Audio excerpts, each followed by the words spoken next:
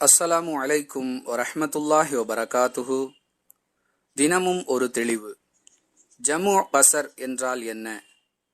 இந்த கேள்விக்கான தெளிவை இன்ஷா அல்லாஹ் இந்த பதிவில் அறிந்து கொள்வோம்.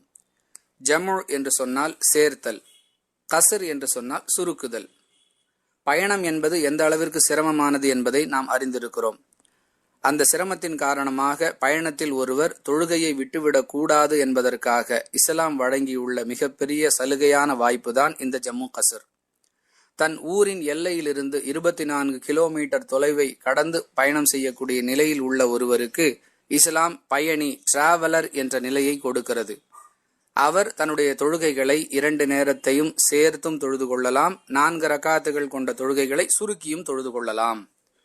தன் ஊரிலிருந்து புறப்படுவதற்கு முன்பாகவே அவர் 2 நேர தொழுகைகளை தொழ விரும்பினால் சேர்த்து மட்டும் தொழுது கொள்ளலாம், சுருக்க முடியாது.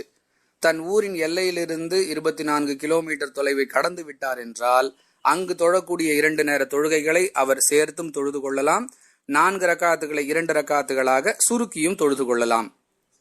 இவ்வாறு சேர்க்கும் பொழுது லொஹர், அசர் ஆகியவற்றை சேர்த்து கொள்ளலாம். அதாவது லொஹருடைய ஆரம்ப நேரத்திலிருந்து அசருடைய முடிவு நேரத்திற்கு இடைப்பட்ட நேரத்தில் இந்த 2 நேர தொழுகைகளை சேர்த்து தொழுது கொள்வதற்கும், 24 கிலோமீட்டரை கடந்து விட்டால் சுருக்கி தொழுது கொள்வதற்கும் மார்க்கம் அனுமதிக்கிறது. இதே போன்று மகரிப், இஷா விஷயத்திலும் மார்க்கம் சலுகை வழங்கி இருக்கிறது. இது தவிர இந்த தொழுகை சம்பந்தமாக பல்வேறு மதுஹபுகளில் கூடும், கூடாது, இத்தனை கிலோமீட்டர், அத்தனை கிலோமீட்டர் என்ற சர்ச்சைகள் இருக்கின்றன. குர்ஆன், ஹதீஸ் அடிப்படையில் அவர்கள் சொல்லக்கூடிய எந்த கருத்துக்கும் எந்த ஆதாரமும் இல்லை. அடுத்ததாக, இத்தனை நாட்கள் தங்கியிருந்தால் மட்டும்தான் அவர் பயணி, அதற்கு மேல் தங்கினால் அவரால் ஜம்மு கஸர் செய்ய முடியாது என்ற கருத்தும் பிரச்சாரம் செய்யப்படுகிறது. குர்ஆனிலோ ஹதீஸிலோ ஒருவர் இத்தனை நாட்களுக்கு மட்டும்தான் ஜம்மு கஸர் செய்ய வேண்டும் என்று எந்த தடையும் வரையறையும் சொல்லப்படவில்லை. அல்லாஹ் ரசூல் சொல்லாத ஒரு கருத்து எப்பொழுதுமே மார்க்கமாகாது. எனவே எத்தனை நாட்கள் அவர் வெளியூரில் இருந்தாலும் சுருக்கி தொழுவதற்கும் சேர்த்து தொழுவதற்கும் அனுமதி இருக்கிறது, கட்டளை இல்லை.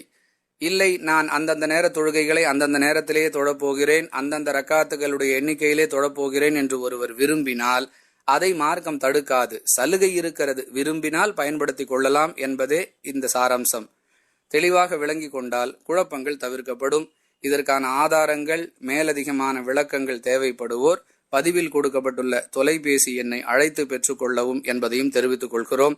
வாஹிர் தஅவானா அனில் ஹம்துலில்லாஹி ரப்பில் ஆலமீன். அஸ்ஸலாமு அலைக்கும் வரஹ்மத்துல்லாஹி வபரகாத்துஹு.